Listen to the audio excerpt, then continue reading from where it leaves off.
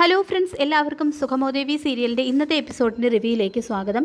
അങ്ങനെ കെ നായരുടെ മുന്നിൽ ദേവിക എത്രയൊക്കെ അപേക്ഷിച്ചിട്ടും അയാൾ ഗിരീഷിനെതിരായിട്ടുള്ള കേസ് പിൻവലിക്കാൻ തയ്യാറാവുന്നില്ല എന്ന് മാത്രമല്ല ഭീഷണിയുടെ സ്വരത്തിലാണ് അയാൾ ദേവികയോട് സംസാരിക്കുന്നത്.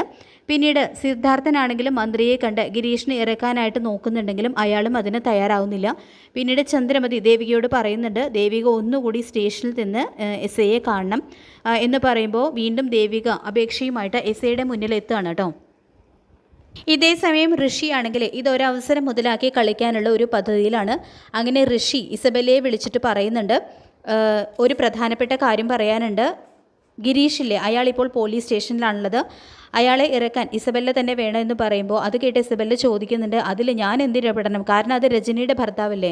ഞാനിപ്പോൾ ഇടപെട്ടിട്ട് എനിക്ക് എന്ത് കിട്ടാനാ? എന്തെങ്കിലും ലാഭമുള്ള കാര്യമല്ലേ ഋഷി നമ്മൾ ചെയ്യേണ്ടത് എന്ന് പറയുമ്പോൾ ഋഷി പറയുന്നുണ്ട്, ഇപ്പോൾ ഏറ്റവും കൂടുതൽ ലാഭം കൊയ്യാൻ പോകുന്നത് നമ്മളൊക്കെ തന്നെയാണ്. അതായത് നന്ദൻ്റെ വീട്ടുകാരെയും വീട്ടിലും പിടിച്ചു കയറാൻ പറ്റുന്ന വലിയൊരു അവസരമാണ് ഇസബെല്ലയ്ക്ക് വന്നു ചേർന്നിരിക്കുന്നത്.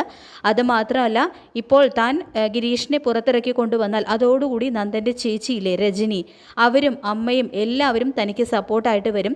പിന്നെ MLA ആയിരിക്കുന്ന ദേവിയയ്ക്ക് കഴിയാത്തത് തനിക്ക് കഴിഞ്ഞു എന്ന് പറഞ്ഞിട്ട് എല്ലാവരും തന്നെ സ്റ്റാറാക്കി വെക്കും. ഒടുവിൽ തനിക്കാണെങ്കിൽ താൻ വിചാരിച്ചതുപോലെ എല്ലാ കാര്യവും നടക്കുകയും ചെയ്യും. നന്ദനെയും കിട്ടും എന്നെല്ലാം ഋഷി പറഞ്ഞതിനെ തുടർന്ന് ഇസബെല്ലയ്ക്കും അതെല്ലാം ശരിയാണെന്ന് തോന്നുന്നുണ്ട്. എങ്കിൽ ഞാനൊരു കൈ നോക്കാമെന്ന് ഋഷിയോടായിട്ട് അവൾ പറയുന്നുണ്ട്. അതിനുശേഷം ഇസബെല്ല അങ്ങനെ നേരെ DYSPയെ കാണുന്നുണ്ട് കേട്ടോ. അതിനിടയ്ക്ക് അയാളാണെങ്കിൽ നന്ദുവിനെയും കെവിനെയോടും പറയുന്നുണ്ട്, എന്നോട് ബെല്ല ഒരു കാര്യം പറഞ്ഞിട്ടുണ്ട്. ബെല്ല ഒരു കാര്യം പറഞ്ഞു കഴിഞ്ഞാൽ അത് ഞാൻ ഉറപ്പായിട്ടും അനുസരിക്കുമെന്ന് നന്ദുവിനെ അറിയാമല്ലോ. ഇപ്പോൾ പറയുന്നത് തന്നെ ആ ഗിരീഷിനെ രക്ഷപ്പെടുത്തണം എന്നാണ്. സത്യം പറഞ്ഞാൽ ബെല്ല പറഞ്ഞാൽ എനിക്ക് അനുസരിക്കാതിരിക്കാനായിട്ട് കഴിയില്ല. എന്തായാലും തൻ്റെ കുടുംബത്തിന് വേണ്ടിയിട്ട് അവൾ നന്നായിട്ട് തന്നെ കഷ്ടപ്പെടുന്നുണ്ട്. താനതൊരിക്കലും മറക്കരുത്. ആ സമയത്ത് നന്ദൻ പറയുന്നുണ്ട്, ബെല്ല എനിക്ക് വേണ്ടി ചെയ്ത കാര്യങ്ങൾ എനിക്ക് മരിച്ചാലും മറക്കാൻ കഴിയില്ല.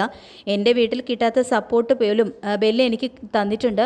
ആ ഒരു ഓർമ്മ തനിക്ക് വേണം. അതുകൊണ്ടാണ് പറയുന്നത്, ഞങ്ങൾ പറയുന്ന കാര്യങ്ങളൊക്കെ കേൾക്കണമെന്ന്. എന്ത് വേണമെങ്കിലും കേൾക്കാൻ ബാധ്യസ്ഥനായിട്ട് തന്നെയാണ് ഞാൻ ഉള്ളതെന്നാണ് നന്ദനും പറയുന്നുണ്ട്.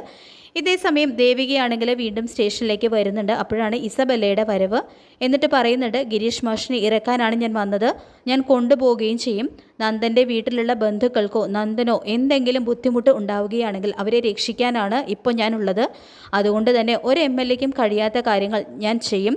ദേവിക ഇവിടെ നിന്ന് ബുദ്ധിമുട്ടണം എന്നൊന്നുമില്ല. അല്ലെങ്കിൽ ദേവിക മനസ്സോടുകൂടിയല്ല ഇതൊക്കെ ചെയ്യുന്നതെന്നും എനിക്കറിയാം. ദേവിക തന്നെയല്ലേ ആ പ്ലാന്റിന് വേണ്ടി അനുമതി കൊടുത്തത്. എന്നിട്ട് അതിനെതിരായിട്ട് സമരം ചെയ്ത ഗിരീഷ് ഏട്ടനെ ഇറക്കാൻ വന്നു എന്ന് ദേവിക പറഞ്ഞാൽ അരിയാഹാരം കഴിക്കുന്ന ഞങ്ങൾ ആരും അത് വിശ്വസിക്കില്ല. അതുകൊണ്ടൊക്കെ പറയാണ്, ഞാൻ വന്ന വഴിക്ക് പോകാം. ഞാൻ വന്നത് ഗിരീഷ് മാഷിന് ജാമ്യം മേടിച്ചു കൊടുക്കാനാണ്. ഗിരീഷ് മാഷിൻ്റെയും കൊണ്ട് ഞാൻ പോവുകയും ചെയ്യും. എന്തായാലും ഇസബെല്ലയുടെ വാക്ക് കേട്ട് CA ആണെങ്കിൽ ഗിരീഷിന് ജാമ്യം അനുവദിക്കുന്നുണ്ട്. അപ്പോൾ ഗിരീഷിനാണെങ്കിൽ ഭയങ്കര ആശ്വാസമാവുകയാണ്. അങ്ങനെ അയാൾ പുറത്തിറങ്ങുന്നതിന് മുൻപ് തന്നെ ദേവികയെ കണ്ടിട്ടും കാണാത്ത ഒരു ഭാവം നടിച്ച് പോകാൻ ഉറങ്ങുകയാണ്. അപ്പോൾ ഗിരീഷ് ചേട്ടനെ ദേവിക വിളിക്കുന്നുണ്ട്. അപ്പോൾ ഗിരീഷ് ചേട്ടൻ പറയുന്നുണ്ട്, ഒരു കാര്യം പറയട്ടെ, MLAയ്ക്ക് ചെയ്യാൻ കഴിയാത്ത കാര്യങ്ങൾ ബെല്ല ചെയ്തു. കണ്ടില്ലേ നന്ദൻ്റെ കൂട്ടുകാരി എനിക്ക് വേണ്ടി ചെയ്ത നല്ല കാര്യം. എനിക്ക് ഇതിൽ പരം സന്തോഷം വേറെയില്ല. ഇതുവരെ ഞാൻ ദേവികയെ കുറ്റപ്പെടുത്തി സംസാരിച്ചിട്ടില്ല. പക്ഷേ ഇപ്പോൾ ഞാനൊരു കാര്യം പറയാം, അന്നത്തെ ആ ഒരു പ്ലാന്റിന് അനുമതി കൊടുത്തത് ദേവികയാണ്. അതുകൊണ്ടൊക്കെ തന്നെയാണ് എനിക്ക് അയാൾക്കെതിരെ സമരം ചെയ്യേണ്ടി വന്നത്. ഇതിന് ഫലമുണ്ടായിട്ടുള്ള ഈ ഒരു ഇഷ്യൂസ് കാരണമാണ് എനിക്ക് സ്റ്റേഷനിൽ കയറേണ്ടി വന്നത്. സാരമില്ല, എനിക്കൊരു കാര്യം മനസ്സിലായി, ഒരാപത്ത് വന്നാൽ നമ്മളെ വിശ്വസിക്കുന്ന ആരും നമ്മുടെ കൂടെ നിൽക്കില്ല. പക്ഷെ നമുക്ക് ഒരു ബന്ധവും ഇല്ലാത്തവരായിരിക്കും നമ്മളെ രക്ഷിക്കാനായിട്ട് എത്തുക എന്നെല്ലാം ഗിരീഷ് പറയുമ്പോൾ ദേവിക പറയുന്നുണ്ട്, ഗിരീഷ് ഏട്ടൻ എന്നെ തെറ്റിദ്ധരിച്ചിരിക്കുകയാണെന്ന് പറയുമ്പോൾ എനിക്ക് ശരിയായിട്ട് ധാരണകൾ മാത്രമേ ഉള്ളൂ.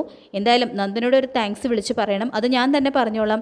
എന്നിട്ട് ബെല്ലയോട് വളരെയധികം സ്നേഹത്തിൽ സംസാരിക്കുകയും ചെയ്യുന്നുണ്ട്. അപ്പോൾ ദേവികയ്ക്കാണെങ്കിൽ ഇതൊക്കെ കണ്ട് ആകെ ഭ്രാന്ത് പിടിച്ച് പോവാണ്. ഗിരീഷിൽ നിന്നും ഇങ്ങനെ ഒരു പ്രതികരണം അവൾ ഒട്ടും പ്രതീക്ഷിച്ചതില്ല. എന്തായാലും ഇവിടെ ബെല്ല എല്ലാം പിടിച്ചടക്കി കഴിഞ്ഞു. എന്തായാലും കാര്യങ്ങളൊക്കെ ഇത്രത്തോളം ആയ സ്ഥിതിക്ക് ദേവിക എന്തായാലും അസത്യം തുറന്നു പറയും എന്ന് തന്നെ നമുക്ക് കരുതാം. പ്ലാന്റേഷന് അനുമതി കൊടുത്തതിൻ്റെ ആ രഹസ്യം എന്താണെന്നുള്ള കാര്യം ഉടനെ തന്നെ ദേവിക പുറത്ത് പറയുന്നുണ്ടാവും. അതുമാത്രമല്ല, ഋഷി ജീവിച്ചിരിപ്പുണ്ടെന്നും എല്ലാം ഋഷിയുടെയും ബെല്ലയുടെയും കളിയാണെന്നുള്ള കാര്യവും നന്ദനും ഉടനെ തന്നെ മനസ്സിലാവുന്നുണ്ടാവും. അപ്പോൾ നമുക്ക് കാത്തിരിക്കാം സുഖമോദേവി സീരിയലിൻ്റെ വരാൻ പോകുന്ന കിടിലൻ എപ്പിസോഡുകൾക്കായിട്ട്. ഈ റിവ്യൂ ഇഷ്ടപ്പെട്ടെങ്കിൽ ലൈക്ക് ചെയ്യുക, ചാനൽ കൂടി ഒന്ന് സബ്സ്ക്രൈബ് ചെയ്യുക. താങ്ക്